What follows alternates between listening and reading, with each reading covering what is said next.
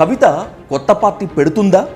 ఒకవేళ పెడితే కవిత వెనుక ఎవరు ఉన్నారు, ఎవరు ఉంటారు, ఎవరు వస్తారు? కేసీఆర్ ఫ్యామిలీలో ముసలం పుట్టింది అనేటువంటి ట్యాగ్లైన్స్ మీరు ఒప్పుకుంటారా? డిఫరెన్సెస్ అనేవి మీకు తెలియకపోవచ్చు కానీ మొదటి నుంచి ఉన్నాయి. అంత పవర్ఫుల్గా అమ్మాయి జాగృతిని ఎస్టాబ్లిష్ చేసి నెక్స్ట్ ఎంపీ ఎలక్షన్ వచ్చేవరకల్లా ఎటువంటి స్థాయికి చేరింది కదా అంటే అసలు టీఆర్ఎస్ కంటే బలంగా ఉంది. టీఆర్ఎస్ జాగృతికి ఉపయోగపడిందా? జాగృతి టీఆర్ఎస్కి ఉపయోగపడిందా? ఒకసారి నిజామాబాద్ ఎంపీ గెలిచిన తర్వాత ఇటు జాగృతిని వదిలిపెట్టింది, అటు బతుకమ్మను వదిలిపెట్టింది.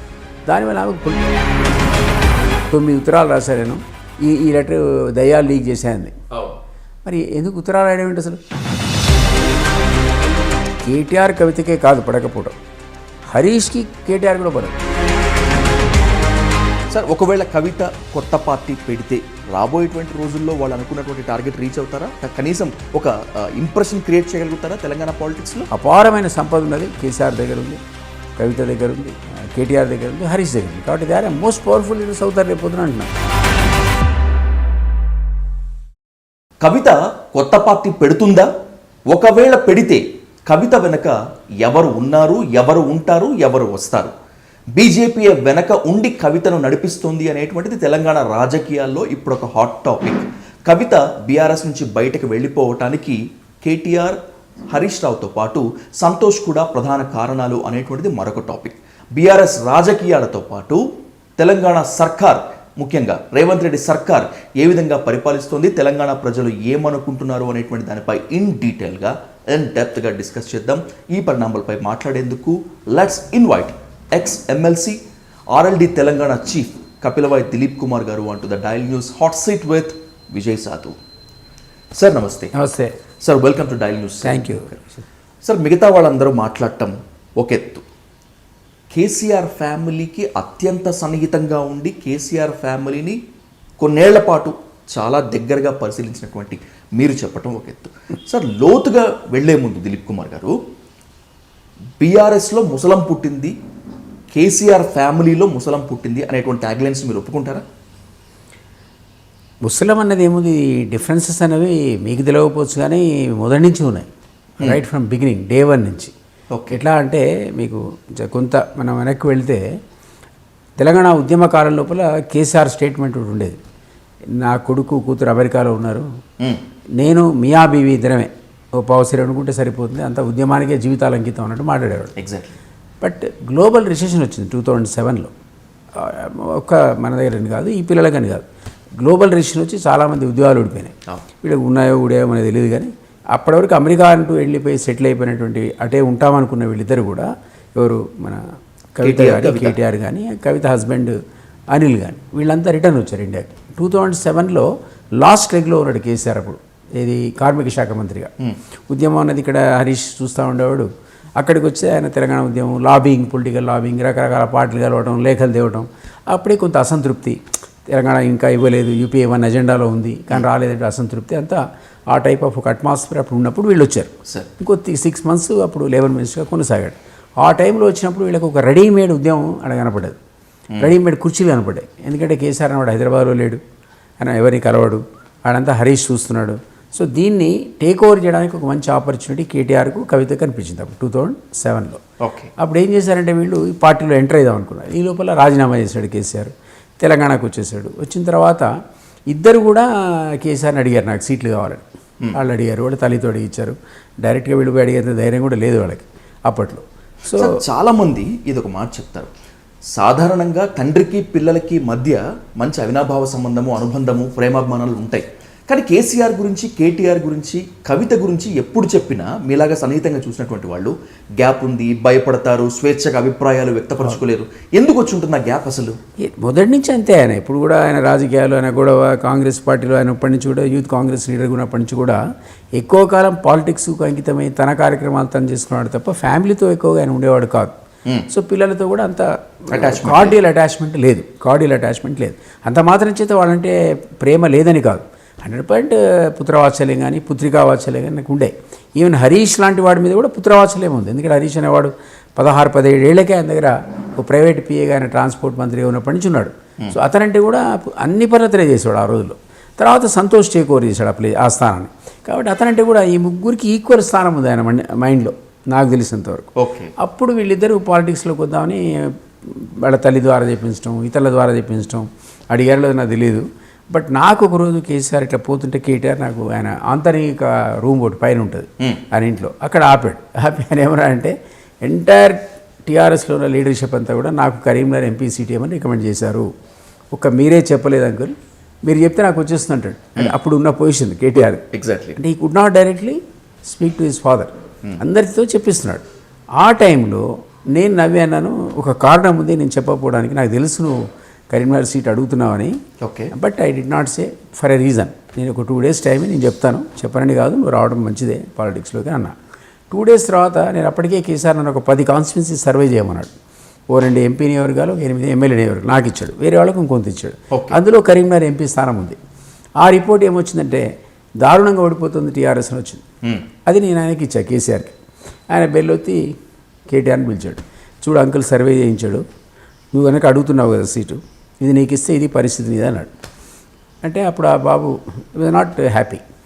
నా సర్వేతో హ్యాపీ లేడు, ఎందుకంటే నేను అడిగింది చెప్పట్లేదు, ఉల్టా ఓడిపోతామని చెప్తున్నాను. మీ మీద కాస్త కోపంగా కూడా ఆయన అప్పటి నుంచి కోపం పెంచుకున్నాడు ఆ మీద, ఎందుకంటే ఆయన అడిగింది చెప్పట్లేదు. నేను నువ్వేమో గెలుస్తావు అనుకుంటావు కదా, నేను ఓడిపోతావు అని చెప్తే నమ్ముతావా? ఎవరికి వాళ్ళు నేను ఖచ్చితంగా గెలుస్తానని అనుకుంటారు. ఎగ్జాక్ట్లీ. ఈ సర్వేలు దే డోంట్ బిలీవ్, నాకు ఇష్టం లేక చెప్తున్నాను అనుకుంటాడు, ఏమనుకో మనకు తెలియదు. బట్ ఇది నాట్ హ్యాపీ. ఆ టైంలో కేసీఆర్ చెప్పినా, కేసీఆర్ నువ్వు ఇక్కడ వద్దు, నువ్వు సిరీస్, ఆయన నన్ను బాగా నమ్మేవాడు. ఓకే. నా సర్వే మీద కూడా నమ్మకం ఉంది ఆయనకు, దిలీప్ కరెక్ట్ చెప్తున్నాడు, నిజం కూడా యాక్యురేట్. నేను ఇచ్చిన 10 డాటా కూడా ఏది గెలుస్తుంటే గెలిచింది, ఓడిపోతుంటే అది ఓడిపోతుంది, మిగిలిన సర్వేలు కాకుండా. నాకు శ్రీనివాస్ రెడ్డి అని సెఫాలజిస్ట్ ఉండేవాడు, అతన్ని హైర్ చేసి నేను ఒక స్పెషల్ సర్వే చేయించిన, అన్నిటికన్నా నేను ఇచ్చిన యాక్యురేట్గా ఇచ్చారు, ఏది వస్తుంది ఏది పోతుందో. అందులో కరీంనగర్ ఎంపీ స్థానం ఒకటి, సిరిసిల్ల కూడా ఉంది, అది గెలుస్తుందని వచ్చింది. సరే ఇగో సిరిసిల్ల గెలుస్తున్నావు, అడిగి వెళ్ళిపోన్నాడు. అట్లా కేకే మహేందర్ మీద దెబ్బపడ్డది. ఈయన ఎంపీ స్థానం కరీంనగర్ నుంచి పోయి సిరిసిల్ల ఎమ్మెల్యే మీద ల్యాండ్ అయ్యాడు. సరే తండ్రి చెప్పిన ప్రకారం పోయి నిలబడ్డాడు. మనకు తెలుసు 150 ఓట్లతోనే గెలిచాడు, ఏదో ఒకటి గెలిచాడు. ఓడిపోయి ఉంటే అసలు రాజకీయ భవిష్యత్తు అక్కడికే చెప్పలేము, క్లోజ్ అయి ఉండేది. ఇదే టైంలో ఆయన అడుగుతున్న టైంలో కవిత నన్ను అడిగింది, అంకుల్ మీరు నాకు కూడా సీట్ ఇవ్వమని చెప్పారని. నేను అనేది ఉద్యమ పార్టీ, సోకాళ్ళు ఉద్యమ పార్టీ కదా, దాంట్లో జయశంకర్ కావచ్చు, ఇంకోళ్ళు కావచ్చు, ఇద్దరు ఏకకాలంలో మీరు సీట్లు తీసుకుంటే పబ్లిక్ అప్రిషియేట్ చేయరు, ఈ నాయకులు కూడా నిరసన వస్తుంది, అసంతృప్తి ఉంటుంది, మీరు ఆలోచించుకోండి, ఇద్దరిలో ఒకళ్ళు అడగండి నేను సలహా ఇచ్చాను. ఓకే. ఆ అమ్మాయి ఒక 1 week తర్వాత నాకు కలిసి చెప్పింది, అంకుల్ నేను ఇద్దరం మాట్లాడుకున్నాం, అన్నయ్య కాంటెస్ట్ చేస్తున్నాడు, ఈసారి నేను పోటీ చేయట్లేదు, మీరు అన్నయ్యకి ఇప్పిస్తున్నానని చెప్పినారు. అంటే నేనేదో ఇచ్చేటట్టు అంటే చెప్తున్నా మీకు జోక్లా, అంటే అంత వాల్యూ ఉండింది ఆ రోజు కేసీఆర్. మీ మాటకి మంచి ప్రిఫరెన్స్ ఉండేది కదా కేసీఆర్ సార్ దగ్గర. అందువల్ల ఆ అమ్మాయి చెప్తే నేను కేసీఆర్కి చెప్పాను, సార్ ఆ అమ్మాయి విద్రా అయిపోయింది, బాబు ఒకటే ఉన్నాడు, మీరు అన్న ప్రకారం అతనికి ఇచ్చేసేయండి అంటే సిరిసిల్లు ఇచ్చాడు. ఓకే. ఆ టైంలో గెలిచాడు. అదొక ఎందుకు చెప్తున్నానంటే అప్పటి నుంచి కూడా ఇద్దరి మీద రిఫ్ట్, ఇద్దరు ఏకకాలంలో పాలిటిక్స్కి వద్దాం అనుకున్నారు, ఇద్దరు సీట్లు అడిగారు, ఈ అమ్మాయికి రాలేదు, అన్నకు వచ్చింది, అది ఆమెకు అసంతృప్తి మిగిల్చింది. అక్కడ కవిత ఊరుకోలే. కవిత ఇక నాకు పొలిటికల్గా ఏం స్థానం ఇవ్వలేదు అని వదలకుండా ఆ అమ్మాయి జాగృతి సంస్థని ప్రమోట్ చేసింది. అప్పుడే ఆ జాగృతి ఎంత పవర్ఫుల్గా ప్రమోట్ చేసిందంటే టీఆర్ఎస్కి అసలు సంస్థాగత నిర్మాణం కొన్ని చోట్ల లేనేలేదు, అట్లాంటి చోట్ల జాగృతికి గ్రామ శాఖలు, పట్టణ శాఖలు, దాని ఒక కార్యవర్గం అంతా ఉండింది. అంత పవర్ఫుల్గా అమ్మాయి జాగృతిని ఎస్టాబ్లిష్ చేసి నెక్స్ట్ ఎంపీ ఎలక్షన్ వచ్చేవరకల్లా ఎటువంటి స్థాయికి చేరింది కదా అంటే అసలు టీఆర్ఎస్ కంటే బలంగా ఉంది. ఎగ్జాక్ట్లీ.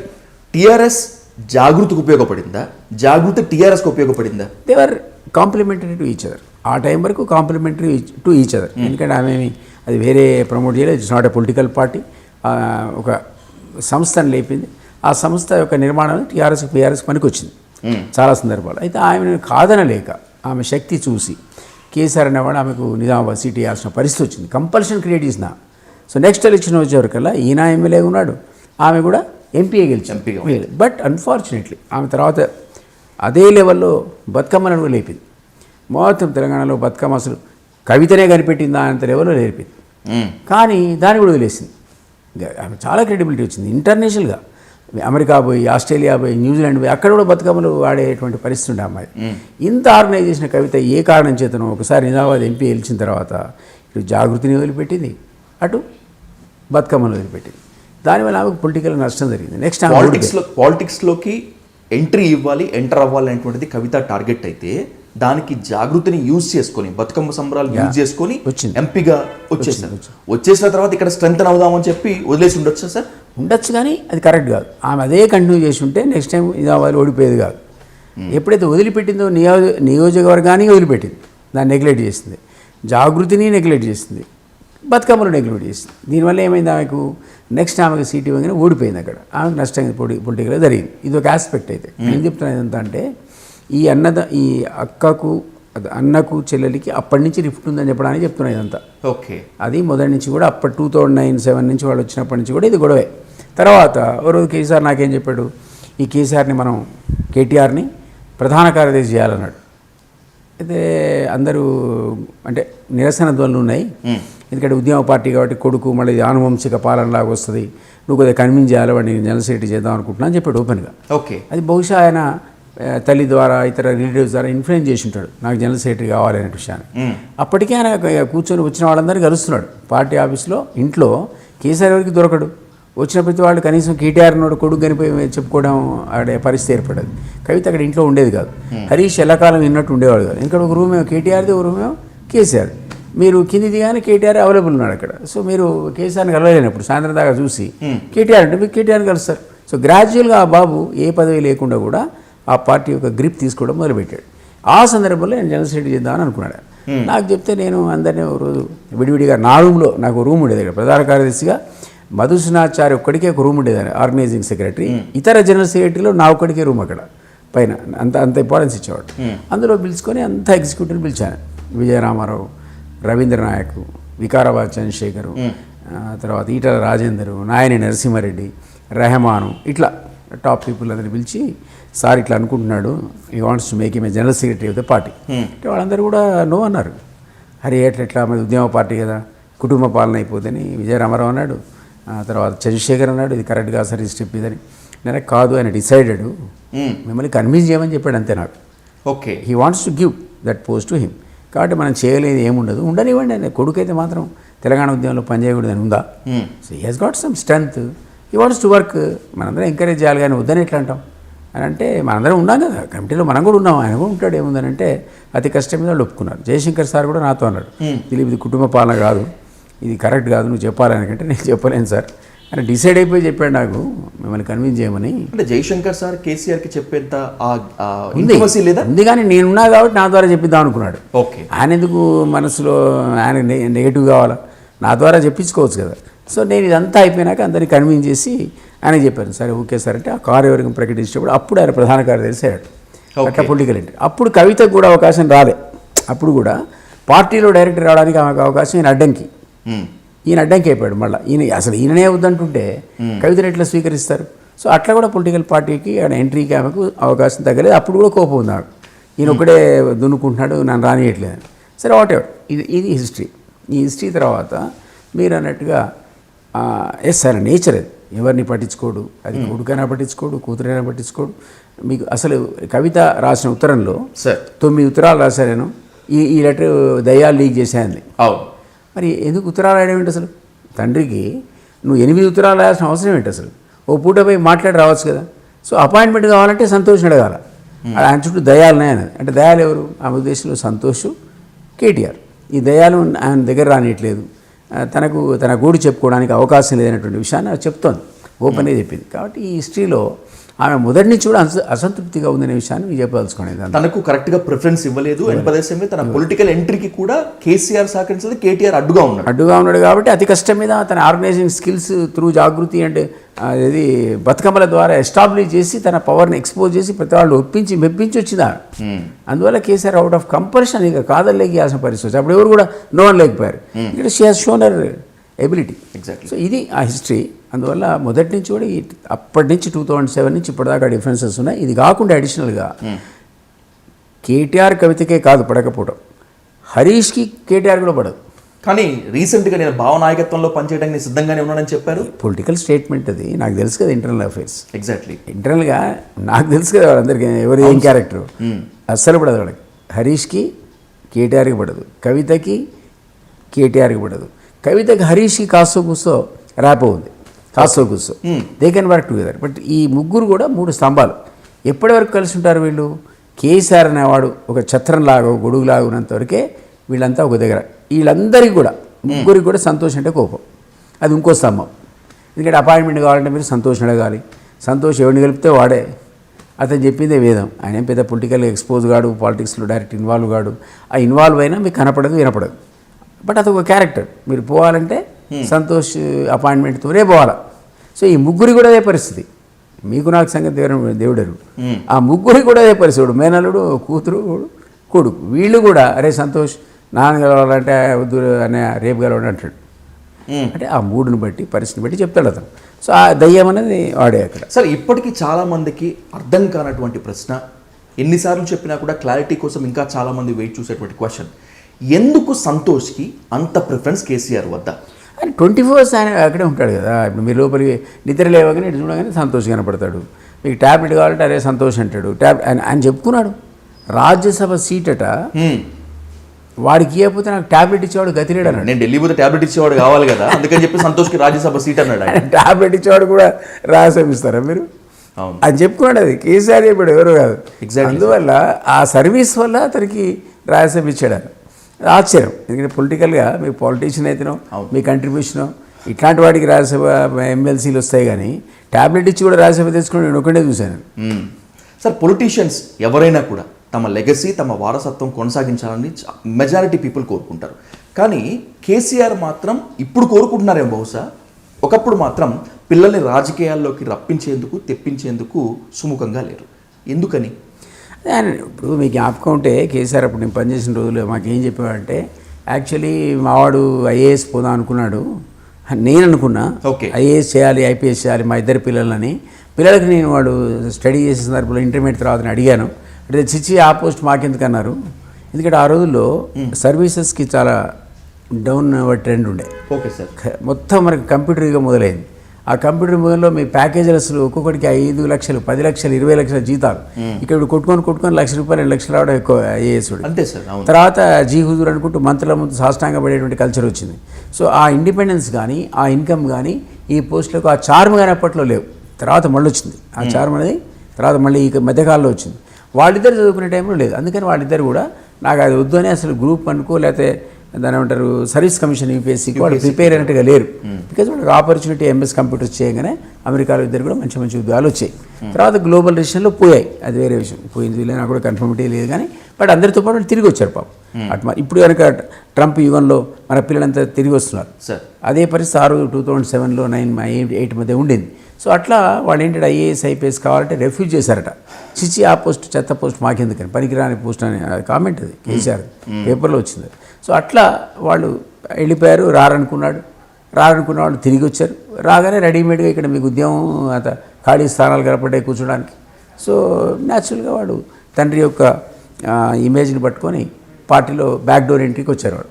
సరే వచ్చినా ఒక మాట ఒప్పుకోవాలి ఏంటంటే హరీష్ అంటే మొదటి నుంచి ఉన్నాడు, కష్టపడ్డాడు, పార్టీ నిర్మాణం ఉన్నాడు, ఉద్యమ నిర్మాణం ఉన్నాడు. కేసీఆర్ ఉన్నా లేకున్నా తను చూసుకున్నాడు, అన్నీ తానే చూసుకున్నాడు, క్రెడిబిలిటీ ఉంది, బ్యాక్గ్రౌండ్ మొదటి నుంచి ఉన్నాడు. ఈ ఇద్దరికి మధ్యలో వచ్చిన బట్ దే ఆల్సో కంట్రిబ్యూటెడ్. మనకు కాదనడానికి వీల్లేదు. వాళ్ళు మంచి స్పీకర్సు, నీతము చెప్పినట్టు ఎగ్జాంపుల్స్ వస్తా వాళ్ళ ఆర్గనైజింగ్ స్కిల్స్ గురించి చెప్పాను ఆ అమ్మాయి కూడా. సో ఇద్దరు వాళ్ళు ప్రూవ్ చేస్తున్నారు వర్త్ని. దే కెన్ స్పీక్ అని మనం చూస్తాం కదా, అసెంబ్లీలో మాడితే ఒక హరీష్ మాడతాడు, లేకపోతే కేటీఆర్ మాడతాడు. అంత అద్భుతంగా ఎవరు మాడతారు ఆ పార్టీలో. సో కేసీఆర్తో సమానంగా కానీ కాస్త తక్కువ కానీ ఆ స్థాయిలో మాట్లాడే కెపాసిటీ ఉన్నవాళ్ళు ముగ్గురే, హరీష్, కవిత, కేటీఆర్. అది జీన్స్ అంటారో మరి ఏమంటారో తెలియదు, కానీ ఆ ముగ్గురికి ఆ కెపాసిటీ ఉంది. అందులో మనం తీసిపడేయడానికి వీల్లేదు. సో 2009 నుంచి అయితే ఉద్యమంలో ఉన్నారు కదా, వీళ్ళు అసలు ఏమీ చేయలేదు ఉద్యమంలో. మన రేవంత్ రెడ్డిని రైఫిల్ రెడ్డి అన్నట్టు, 2 కళ్ళ సిద్ధాంతం ఉద్యమంలో లేడన్నట్టు మీరు అనగలుగుతారు వాళ్ళ ముగ్గురిని? You can't say, because definitely they participate in ఉద్యమం. కాబట్టి మనం ఏం అనలేము. నేనేమంటున్నా అంటే బట్ అది కుటుంబమే. మనం అనడం ఏంటి, ఈయనే చెప్పుకున్నాడు. మరి ప్రధానమంత్రి అన్నాడు ఇక్కడికి వచ్చి హైదరాబాద్ మీటింగ్లో ఏమన్నా అంటే, కేసీఆర్ అనే వాడు నా దగ్గరికి వచ్చి ఇట్లా అడిగాడు, నా కొడుకుని నేను సీఎం చేద్దాం అనుకుంటున్నాను అని చెప్తే, అట్లా ఇదేమన్నా వారసత్వ రాజకీయాలా వద్దని చెప్పాను అన్నాడు ప్రైమ్ మినిస్టర్. అడగాల్సిన అవసరం లేకున్నా ఆయన చూచాయిగా చెప్పి చేద్దాం అనుకున్నాడు. ఎప్పుడైతే ప్రైమ్ మినిస్టర్ ఆ కామెంట్ చేశాడో, ఒక స్టేజ్లో అసలు కేసీఆర్ అనేవాడు కేటీఆర్ని ఇచ్చేస్తున్నాడు, సీఎం అయిపోతున్నాడు ఆయన ప్రచారం జరిగింది. ఏప్రిల్లోనే ప్రమాణ స్వీకరణ పేపర్లో వచ్చింది. Exactly sir. అది ఆగిపోయింది. పీఎం కామెంట్ అనండి, మరో కామెంట్ అని, లేదా ఆ పార్టీలో వాళ్ళ కామెంట్ కానీ జరగాలి. నేనేమంటే కేసీఆర్ నాడు అప్పటికే డిసైడ్ అయిపోయాడు నెక్స్ట్ నా వారసుడు కేటీఆర్ఏ అని. ఇది వరంగల్ సభలో మళ్ళీ ఎక్స్పోజ్ అయింది. అంటే కవితకు ఫ్రస్ట్రేషన్కి మరొక కారణం ఏంటంటే ఒక ఫోటో ఆమెకు అవకాశం లేదు. ఎగ్జాక్ట్లీ అక్కడ హరీష్కి లేదు, కవితకి లేదు, ఇంకెవడు లేడు అసలు. ఒక పక్క కేసీఆర్, ఇంకో పక్క కేటీఆర్. రాబోయేవాడు అది ముఖ్యమంత్రి కానీ లేదా కనీసం పార్టీ పగ్గాలకు అధ్యక్షుడు కానీ కేటీఆర్ అని చాలా స్పష్టంగా మెసేజ్ ఇచ్చాడు వరంగల్ సభలో లక్షలాది మంది ముందు. సో దానివల్ల కవిత ఒకటేమో జైలుకు పోయింది, అనుకోకుండా లిక్కర్ స్కామ్లో ఇరుక్కుంది. ఆ టైంలో రెస్పాన్స్ అయితే బీఆర్ఎస్ శ్రేణుల నుంచి వచ్చిందో ఆమెకు అంతగా హ్యాపీ అనిపించలే. ఒకానొక సందర్భంలో శ్రేణులన్నీ కూడా అసలు ఆమె అరెస్ట్ అయితే మొత్తం తెలంగాణ అంటుకుందన్నారు. ఎక్కడ అంటుకోలే, అసలు బీఆర్ఎస్ రియాక్షనే లేదు, జీరో. కేసీఆర్ అన్నాడు ప్రెస్ పెట్టలే, అయ్యో నా కూతురు ఏది అరెస్ట్ అయింది అన్యాయం అని కూడా అరవాల. ఎక్కడో దగ్గర ఇచ్చారంటే కడిగిన ముత్యాలా బయటకు వస్తుంది అన్నాడు తప్ప ప్రెస్ కాన్స్ పెట్టి తిట్టింది లేదు. సో అదొక ఫ్రస్ట్రేషన్ కారణం కావచ్చు, బీఆర్ఎస్ రెస్పాన్స్ కారణం కావచ్చు, జైలుకు పోవడం అనేది ఇంకో ఫ్రస్ట్రేషన్ కావచ్చు. ఇన్ని కారణాలలో మొదటి నుంచి అన్నతో పడకపోవడం కావచ్చు.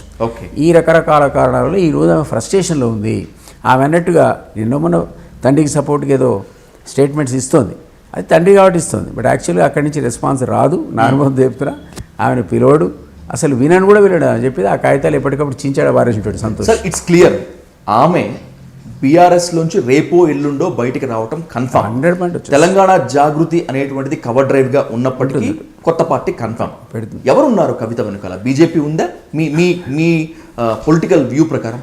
నాకైతే ఐడియా లేదు. ఇప్పుడు ఈ రోజునటువంటి కంపల్షన్ ఏంటంటే కవిత తన కేసుల నుంచి తప్పించుకోవాలంటే కంపల్సరీ బీజేపీతో సేల్ కావాల్సిందే. ఓకే, అన్ని కేసులు ఉన్నాయి రకరకాల. వరే చూసాం పాపం సిసోడియా కదా, 1.5 years జైల్లో ఉన్నాడు. అవును, అదే కేసులో. అసలు సీఎంఏ 6 నెలలు జైల్లో ఉన్నాడు, కేజ్రీవాల్ అక్కడ మాజీ సీఎం. సో ఇప్పుడు ఈమెకు కూడా అదే పరిస్థితి, కేవలం బెయిల్ మీద ఉందా.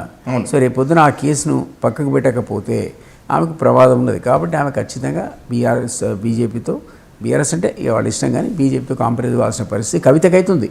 డెసిటీ ఉంది అక్కడ. ఇక్కడ మనం చూసాం కదా, అంటే నేను అనకూడదు ఆ మాట, నేను కూడా ఆర్ఎల్డీ అనేది మాకు అలై పార్ట్నర్, ఇక్కడ బీజేపీతో కలిసి ఉన్నాం మేము. కానీ బట్ అన్ఫార్చునేట్లీ మనందరికీ తెలిసిన విషయం ఏంటంటే ఒకసారి మీరు రూలింగ్ పార్టీలో ఉంటే కేసెస్ న్యాచురల్గా స్లో డౌన్ అవుతాయి. వాషింగ్ మెషిన్ అంటున్నారు బీజేపీ ఆ మాట నేను తెలుసుకుని, బట్ స్లో డౌన్ అవుతాయి. ఆ స్లో డౌన్ అవడం అనేది మీకు ఈరోజు life and death question. Okay, కాబట్టి ఆమెకు తప్పనిసరి పరిస్థితిలో నేను అనుకోవటం బీజేపీతో ఆమె సేల్ అవుతుంది. కేసీఆర్ కూడా బీజేపీతోనే సేల్ అవుతాడు. ఎందుకంటే ఆయన మీద రేపు మాపో రాష్ట్రంలో కేసులు కమిషన్లు రిపోర్ట్ బయటకు వస్తుంది. అందులో ఇక్కడ ఈడీ ఇన్వాల్వ్మెంట్, ఐటీ ఇన్వాల్వ్మెంట్ కూడా ఉందనుకోండి, మళ్ళీ కేసీఆర్ కేంద్రం యొక్క ఇన్వెస్టిగేషన్ ఏజెన్సీని ఎదుర్కోవాల్సిన పరిస్థితి. కాబట్టి ఆయన సైలెంట్ మోడ్లోకి వెళ్ళిపోయాడు. కవిత కూడా బీజేపీని తిట్టడం తగ్గించింది అంటుంది మీద పేరు, కానీ కేసీఆర్ అయితే అసలు మానేశాడు తిట్టడం, సో కాంగ్రెస్ని తిడుతున్నాడు. కాబట్టి ఇవన్నీ చూస్తే నా ఉద్దేశంలో ఆమె పార్టీ పెట్టడం ఖాయం, ఆ పార్టీ బీజేపీతో సేల్ కావడానికి ప్రయత్నించడం ఖాయం. వాళ్ళు ఎంతవరకు యాక్సెప్ట్ చేస్తారో. సార్, ఒకవేళ కవిత కొత్త పార్టీ పెడితే ఇండిపెండెంట్గా ఉన్నా లేకపోతే బీజేపీతో ట్రావెల్ అయినా కూడా రాబోయేటువంటి రోజుల్లో వాళ్ళు అనుకున్నటువంటి టార్గెట్ రీచ్ అవుతారా? కనీసం ఒక ఇంప్రెషన్ క్రియేట్ చేయగలుగుతారా తెలంగాణ పాలిటిక్స్లో? ఇంప్రెషన్ అనేది పాసిబుల్, ఎందుకంటే లాట్ ఆఫ్ మనీ ఉంది. ఓకే, కేటీఆర్కి కానీ, హరీష్కి కానీ, కేసీఆర్కి కానీ, కవితకి కానీ నాకు తెలిసి ఒక్కొక్కరి దగ్గర 1,00,000 కోట్లు ఉన్నాయి. ఏం చేయాలి వాటిని? సో ఆ డబ్బు అనేది ఏ విధమైన ప్రభావం ఈరోజు చూపిస్తుందో రాజకీయాల్లో మీకు తెలుసు. షర్మిల పార్టీ నడిపింది, అది ఎత్తేసి ఇక్కడ వచ్చి పార్టీ పెట్టింది, ఇక్కడ ఎత్తేసి మళ్ళీ ఆంధ్రలో పెట్టింది. మరి ఆ దగ్గర ఏముంది? ఆమెను కూడా తెలంగాణ ప్రజలు పరిగెత్తారు కదా. ఎందుకు పరిగెత్తారు? ఆమె తెలంగాణ ఆమెనా లేదా ఉద్యమకారురా? తండ్రి తెలంగాణ వ్యతిరేకి, ఎందుకు మనవాడు పాటలు పాడేటోడు పోయాడు, డబ్బు కొట్టేడు పోయాడు, ఎందుకు దిగారామతో? Just because she started spending huge amounts. Okay, అది కవిత కూడా చేయగలుగుతుంది. కాబట్టి ఒకసారి మనీ అన్నది ఉంటే బెల్లం చుట్టూ ఈగల్లాగా జనాలు ముసురుతారు. దాని యొక్క ఇంపాక్ట్ రాజకీయాల్లో ఎట్లుంటుంది, అవి ఓటు కింద రేపు కన్వర్ట్ అవుతాయి అంటే వెరీ డిఫికల్ట్ టు సే. ఎందుకంటే ఓ నరేంద్ర నడిపాడు పార్టీ, నడపలేక క్లోజ్ చేశాడు. విజయశాంతి నడిపింది, నడపలేక క్లోజ్ చేసింది, మెరిజ్ చేసింది. అందరికీ అసలు బాగా డబ్బులున్నారని పేరున్నటువంటి దేవేంద్ర గౌడ్ కూడా 6 months నుంచి పార్టీ నడపలేదు. మేము నడిపాను 2 years రాష్ట్రీయ లోక్దళ్, మాకు చేతగాలే, మేము మూసేసాం. తెలంగాణ వచ్చాక ఏం చేస్తాం, ఎవరిని కూడా తిట్టాలో అర్థం కాని పరిస్థితి. ఇప్పుడు మళ్ళీ రివైవ్ చేయాల్సిన పరిస్థితి వచ్చింది. ఎందుకంటే కాంగ్రెస్ వీళ్లకు 10 సంవత్సరాలు పడితే కాంగ్రెస్ 10 నెలల్లో కొలాప్స్ అయిపోయింది. ఇచ్చిన హామీలు నెరవేర్చలేక, అవినీతి మనం అనటం ఏంటి? కాంట్రాక్టర్లు పోయి 30% అడుగుతున్నారని చెప్పుకుంటారు. ధర్నా చేశారు విజయ చౌక్లో. సరే ఎగ్జాక్ట్లీ ఇందిరా పార్క్లో సెక్రటరియట్లో చేశారు. అవును. మంత్రి చెప్తుంది పర్సంటేజ్ లేదు, మా మంత్రులు పనులు చేయరు, నేను ఏదో పోనీ అని విడారంటే పర్సంటేజ్ వద్దు, మా ఊరికి సహాయపడరా అని చెప్పారని చెప్తాను. కొండా సురేఖ స్టేట్మెంటు మంత్రులు పర్సంటేజ్ లేకుండా పనులు కావట్లేదంటే ఎంత దారుణమైన స్టేట్మెంట్ అది. సో అది నిజంగా కూడా గవర్నర్ మేము కలిసి రేవంత్ రెడ్డితో సహా క్యాబినెట్ డిస్మిస్ చేయమని అడగదలుచుకున్నాం. ఇక్కడ ఆమె చెప్తోంది డబ్బులు లేని పనులు కావట్లేదు. ఈ కారణాల చేత నేనేమంటానంటే ఇప్పుడున్నటువంటి కాంటెంపరీ పొలిటికల్ సిచ్యువేషన్లో ఒక కొత్త పార్టీ వస్తే ఓట్లు వేస్తారు లేదా ఇంపాసిబుల్ చెప్పడం అంటున్నా. నాకంటే నిజంగా మీకు తెలంగాణలో మీటింగ్ పెట్టినా చిరంజీవికి 1,00,000 మంది వచ్చారు, అక్కడ పెట్టినా ఇంకా 5 లక్షల మంది వచ్చారు. ఆంధ్రాలో ఇక్కడ సీట్లు రాలేదు కదా, ఒకటో రెండో వచ్చాయి. అంత పెద్ద ఎక్కడ పోయిన 1,00,000 ఏమయ్యారు మరి వాళ్ళు? ఓట్లు ఎందుకు వేయలే? సో పాలిటిక్స్ వేరు, సినిమా గ్లామర్ వేరు, ఊరికే మొబిలైజేషన్ వేరు. ఇప్పుడు టీఆర్ఎస్కు వాడు 10 లక్షల మంది మొబిలైజ్ చేసామంటున్నారు. I don't believe. 2 లక్షల 1,00,000 కుర్చీలు వేశారు. 1,00,000 కుర్చీలో 1,00,000 కూర్చుని 1,00,000 మంది చుట్టూ కూర్చుంటే కూడా మీకు 10 లక్షల మంది లాగా కనబడుతుంది. సరే అది ఆర్గనైజేషన్ టెక్నిక్, వాళ్ళ దారిలో వాళ్ళు ఎత్తుకుంటారు. కానీ నాకైతే డబ్బులు ఇవ్వకుండా వచ్చిన వాళ్ళు కారు వాళ్ళు. ప్రతి వాడికి కూడా ఏదో ఒక పైసలు 1,000 రూపాయలు 1,500 నువ్వు విన్నాను. ఇస్తే తప్ప వాడు ఇస్తే ఎందుకు రాడు? పన్ను లేవు, పంటలు కోసారు, ఖాళీగా ఉన్నారు. చూద్దాం పని కేసీఆర్ను బయలుదేరి వచ్చుంటారు. 1,00,000 2 లక్షలు సమీకరించడానికి పెద్ద ఖర్చేం కాదు అనేది. అది ఇవి అపారమైన సంపద ఉన్నది. కేసీఆర్ దగ్గర ఉంది, కవిత దగ్గర ఉంది, కేటీఆర్ దగ్గర ఉంది, హరీష్ దగ్గర ఉంది. కాబట్టి they are most powerful leaders అవుతారు రేపు పొద్దున అంటున్నా. క్రౌడ్ పుల్లింగ్ ఎబిలిటీస్ కూడా ఉన్నాయి, డబ్బులు ఖర్చు పెడతారు. వేరే వాళ్ళకి ఎవరుకున్నాయి చెప్పండి అంత శక్తి. ఆ కారణం చేత మనకు అనిపిస్తుంది చూడటానికి, కానీ పబ్లిక్ అట్లా ఉండరు. అప్పుడు కూడా రేవంత్ రెడ్డి రాడు, టీఆర్ఎస్ఏ 3rd టైం వస్తుందని చాలా గట్టిగా నమ్మారు. బట్ 95 సీట్స్ డిక్లేర్ చేశాడు కేటీఆర్. ఎందుకు తగ్గినాయి? పబ్లిక్ అట్లా ఉండరు. నువ్వు ఎంత డబ్బులు పెట్టినా తీసుకుంటాడు, వేసేవాడికే వేస్తాడు వాడు. ఆ దాంతోనే మీకు వాళ్ళ అధికారాన్ని కోల్పోయి కాంగ్రెస్ రావడం జరిగింది. బట్ కాంగ్రెస్ కూడా వాళ్ళ హామీలు నెరవేర్చుకోలేక నాకేం చేత కాదు, నా డబ్బులు లేవు, నన్ను ఏం చేయమంటారు, కాబట్టి కోసుకొని తినని చెప్తాడు చీఫ్ మినిస్టరే. ఇంకేడు తిరిగిపోయి చెప్పుకోవాలి మనం. సో ఈ కారణం చేత అతను అసమర్థుడైన ప్రూవ్ అయింది, చాతగాదుడే ప్రూవ్ అయింది. ఆయన నా ఉద్దేశంలో గవర్నర్ అడిగినప్పుడు ఈయనలో వీక్పారని చెప్పాలి. సార్ తెలంగాణలో అధికార మార్పు రావాలి, ముఖ్యంగా కేసీఆర్ పోవాలి అని బలంగా పనిచేసినటువంటి శక్తుల్లో వ్యక్తుల్లో మీరొకరు. కాంగ్రెస్ని గుడ్డిగా నమ్మారా, లేకపోతే కేసీఆర్ మీద వ్యతిరేకతే కాంగ్రెస్కి సపోర్ట్ చేసేలా చేసిందా? నేను నమ్మడానికి కారణం ఏంటంటే నేను రకరకాల పార్టీలు మారిన అవేవో నా మీద ఉంది. ఎన్ని పార్టీలు మారినా నేను దేనికోసం మారంటే కేసీఆర్ మీద కోపంతో మారా. ఓకే, ఆర్ఎల్డీ పెట్టినా కేసీఆర్ని కొడదామని పెట్టా, మాకు శక్తి సరిపోలేదు. మేము అదే తెలంగాణ ప్రజలు ఆయనకు పట్టం కట్టినప్పుడు అప్పుడే చెప్పాను, ఓ నాయన దొంగరా బాబు, ఓటేయకండి. ఎవ్వడు రమ్మలేదు నన్ను, నేను ఒక్కడే తిరగాల్సి వచ్చింది. మీరు చెప్పిన 1,00,000 పుస్తకాలు పంచాను, అపరిచితున్న పుస్తకం 1,00,000 కాపీస్ పంచాను. సో తీర్మానం అలా అంటాడు, ఎస్ ఒంటి చేత్తో సర్కారు దించిన తీర్మానం అన్నట్టు నేను కూడా అందులో 1,000 భాగం 1,00,000 కాపీలు మామూలు విషయం కాదు. జగన్ ఫోన్ చేశాడు, సార్ ఈ పుస్తకాన్ని కనుక నేను ముందు చదివి ఉంటే కేసీఆర్ జీవితంలో ఓటేసేవాడు కాదన్నాడు. ఆయన అసలు చరిత్ర. హరగోపాల్ లాంటి ప్రొఫెసర్ నాతో అన్నాడు, దిలీప్ ఈ పుస్తకం ఉద్యమకాలను రాసి ఉంటే నేను కేసీఆర్ అనేవాడి దగ్గర పోయేవాడిని కాదన్నాడు. హరగోపాల్ లాంటి వాడు. అంటే అందులో ఉన్న వాస్తవాలు చూసి ఆయన ఆశ్చర్యపడ్డాడు. ఇవన్నీ కూడా మీరు అంటే ఎస్ 1000 కారణాల్లో నేనే కారణం ప్రభుత్వం పడిపోవడానికి. అప్పుడు మేము బీజేపీలో ఉన్నప్పుడు ఏమనుకున్నాం అంటే ఖచ్చితంగా బీజేపీ అధికారంలోకి వస్తుంది, బీఆర్ఎస్ పోతుంది అనుకున్నాం. ఓకే, అన్ఫార్చునేట్లీ బండి సంజయ్ని అకారణంగా తీసేశారు. కేసీఆర్ ప్రజల వల్లే బండి సంజయ్ చెప్పలేము. పాలిటిక్స్లో ఎంత గందరగోళం ఉంటాయి, పాలిటిక్స్ ఏదైనా చేయగలుగుతారు. ఆ టైంలో బండి సంజయ్ని తీయడం అనేది ఇట్ ఈస్ సూయిసైడల్. ఆ పార్టీ కొలాప్స్ అయింది. 40 సీట్ల నుంచి 8 పడిపోయింది. మేము అప్పుడు చూస్తున్నాం, అరే ఇదేంటి ఈ పార్టీ కేసీఆర్ని కొట్టదు. ఎవడు కొడతాడు? చుట్టూ చూస్తే మాకు ఒక రేవంత్ రెడ్డి తప్ప ఎవడు కనపడలేదు. ఆయనతో మ్యాచింగ్ ఆ లెవెల్లో తిట్టేవాడు కానీ, మీటింగ్లు పెట్టేవాడు కానీ. మేము వెళ్ళిపోయాం అందులోకి. బ్లైండ్ అంటారు, వైల్డ్ అంటారు. Okay, ours was blind entry or wild entry, water. మేము పోయాం. పోతే డెఫినెట్లీ కొట్టాడు, మాకు సంతోషమే. కానీ ఇతను కూడా తెలంగాణ సోయి లేకుండా పరిపాలిస్తున్నాడు. ఇప్పుడు ఆయన ఏమన్నాడు, ఉద్యమ ద్రోహులకు మంత్రి పదవులు ఇచ్చాడు, ఉద్యమ వ్యతిరేకులకు కార్పొరేషన్ పదవులు ఇచ్చాడు, అసలు ఉద్యమకారులు పక్కకు పెట్టాడు. ఆ అలిగేషన్స్ మేము ఎన్నోసార్లు చేసాం. సేమ్ థింగ్ రేవంత్ రెడ్డి చేస్తున్నాడు. ఈయన కూడా తెలంగాణ సోయి లేదు, అసలు ఆయనే రైఫిల్ రెడ్డి. ఆయన ఉద్యమంలో పాల్గొనే అవకాశం లేకపోయింది పాపం. ఎందుకంటే ఆయన 2 కళ్ళ సిద్ధాంతం ఉన్న పార్టీలో ఉన్నాడు. అవకాశం లేదు, వి అగ్రి. కానీ నీకు ఒకసారి ప్రజలు ఆయన తీసేసి నీకు అవకాశం ఇచ్చి నువ్వు తెలంగాణ సోయితో పరిపాలించాలి. ఈ పక్కకున్న మంత్రి చెప్తుంది పర్సెంటేజ్ ఏంది పనులు కావట్లేదంటే ఎట్లా టాలరేట్ చేస్తావు నువ్వు? పర్సెంటేజ్ ఏంది? బట్టి విక్రమార్క గారు బిల్లు పాస్ చేయట 8% అన్నారు, మొన్న ఆమె 12 అన్నారు. మళ్ళీ అడిగితే ఇప్పుడు 8 దించాడు, కన్సెషన్ ఇస్తున్నాడట. తీసుకోవచ్చా మీరు? 8% తెలంగాణ తెచ్చుకుంది. ఇవంతా ప్రజాభవన్ సాక్షిగా జరుగుతున్నాయట సార్. అన్ఫార్చునేట్ అంటా ఇంతకాలం నేను ఏ పార్టీకి మారినా ఉద్యమ ఆకాంక్షలతో మారా, తెలంగాణ ఆకాంక్షలు నెరవేరని మారే తప్ప పదవి నాకు ఇచ్చినోడే లేడు. ఎప్పుడు పాపం ఆయన ఎంత నేను తిట్టినా ఆయన ఇచ్చిన 2 సార్లు ఎమ్మెల్సీ తప్ప నాకైతే ఏ పార్టీ ఎమ్మెల్సీ ఇవ్వలేదు, ఎంపీ ఇవ్వలేదు, సీట్ ఇవ్వలేదు, నాకు మూటు ఇవ్వలేదు. మరి ఎందుకు పోతున్నా? ఎందుకంటే నిధులు నీళ్లు నియామకాల విషయంలో తెలంగాణ మోసపోతుంది కాబట్టి మళ్ళీ మోసపోకూడదని ప్రతి దగ్గర పోరాటమే.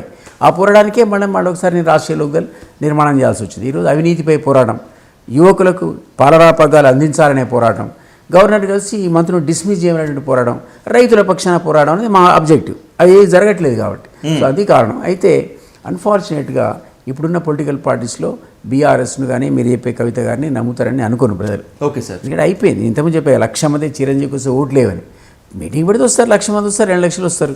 మనం కూడా పోయి విందాం ఏం మాట దక్క అని. అది వేరు. ఓటు ఎవరికైనా మీరు ఉంటారా? మీరు ఎవరు కావాలంటే వేసుకుంటారు. ఆ పరిస్థితి తెలంగాణలో ఉంది. They are very conscious voters. లేకపోతే వాళ్ళు పాపం ఎప్పుడూ డబ్బులు లొంగిపోయేవాడు. వాడు కాన్షియస్ ఓటర్. వాడు డబ్బులు తీసుకున్నా సరే ఓటు నీకు వేసేవాడికి వేసాడు. అందుకనే కాంగ్రెస్ గవర్నమెంట్ వచ్చింది. ఇప్పుడు 15 నెలల్లో వీళ్ళు కూడా అవినీతి పరులని ప్రూవ్ అయింది కాబట్టి ప్రజలు వాళ్ళు తిరస్కరిస్తారు. లోకల్ బాడీ అనేది లిట్మస్ టెస్ట్. అప్పుడే తెలిసిపోతుంది నీ కథ ఏందో. కానీ నువ్వు పెట్టవు, ఎందుకంటే వాళ్ళకి తెలిసి ఓడిపోతాను. మీకు నాకు తెలిస్తే వాడికి తెలియదా? ఎన్ని ఇంటెలిజెన్స్ నివేదికలు ముఖ్యమంత్రి అందరూ చెప్తారు, మీరు చెప్తారు, నేను చెప్తా. వాము నాయనం అని వాయిదా మీద వాయిదా వేస్తాడు. అవసరమైతే కోర్టుకు పంపుతాడు. ఇంకా 2 ఏళ్ల దాకా అసలు రానే రాదు. ఎప్పటికీ పరిస్థితులు చక్కదిద్ది బరలేదు ఇప్పుడు మనకు అనుకునేంత వరకు దాన్ని వాయిదా వేసే ప్రయత్నం చేస్తారు. మళ్ళీ ఎవడో కోర్టుకు పోయి ఆ కోర్టు మొట్టికాయలు వేస్తే మీకు స్టార్ట్ అవుతుంది మళ్ళీ ఎలక్షన్. అయితే మాత్రం రాసి పెట్టుకుంటే 3వ స్థానంలో ఎవడున్నాడంటే కాంగ్రెస్. నేనేమంటానంటే ఇప్పుడున్న దాంట్లో కాంగ్రెస్ను తిరస్కరించబోతున్నప్పుడు, ఆల్రెడీ బీఆర్ఎస్ను తిరస్కరించినప్పుడు మీకు అవకాశం ఉంది బీజేపీ అలయన్స్కి. మేము అలయన్స్లో ఉన్నాం కాబట్టి సార్, మేము కూడా అలయన్స్లో ఉన్నాం. రేపొద్దున మేము 5వ 10వ సీట్లు ఊరికి అడుగుతాం. అంతటా బీజేపీ లేదు కదా, 5వ 10వ ఉంటాయి. మేము 50 సీట్లో 15 మంది గెలిచారనుకుందాం రేపు కార్పొరేషన్స్ కానీ వీళ్ళు సర్పంచ్లు కానీ మేము పుట్టినట్టే కదా.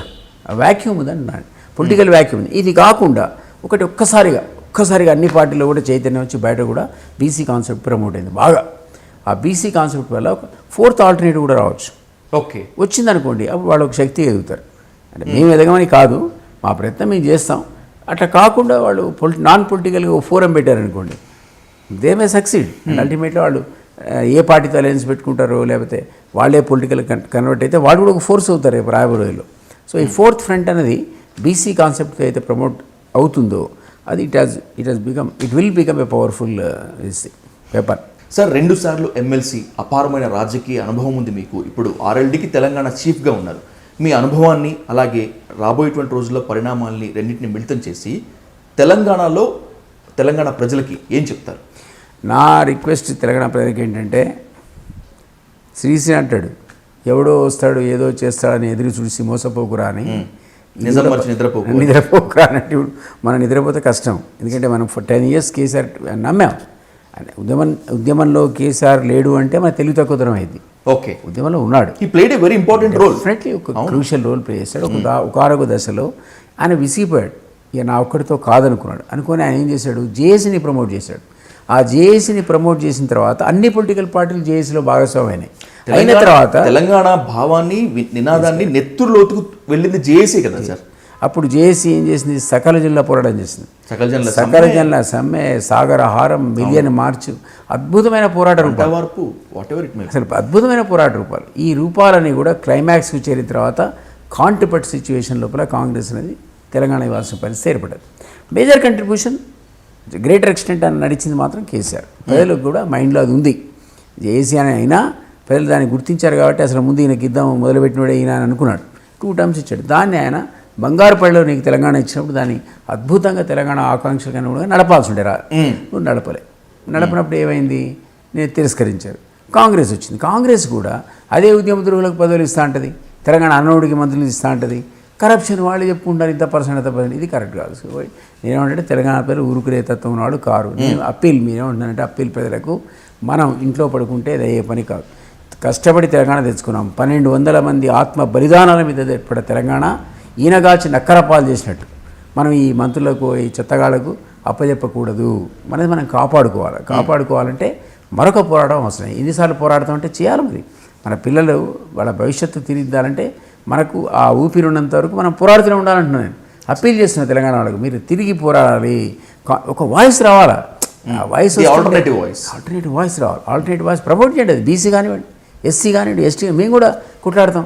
నేనే కాంటెస్ట్ చేయను, మీకు అనుకుంటే నాకున్న మీరు అన్నారు అనుభవం ఉందని, నా అనుభవం అంతా రంగరించి మిమ్మల్ని తీర్చిదిద్దడానికి నేను వాడతా.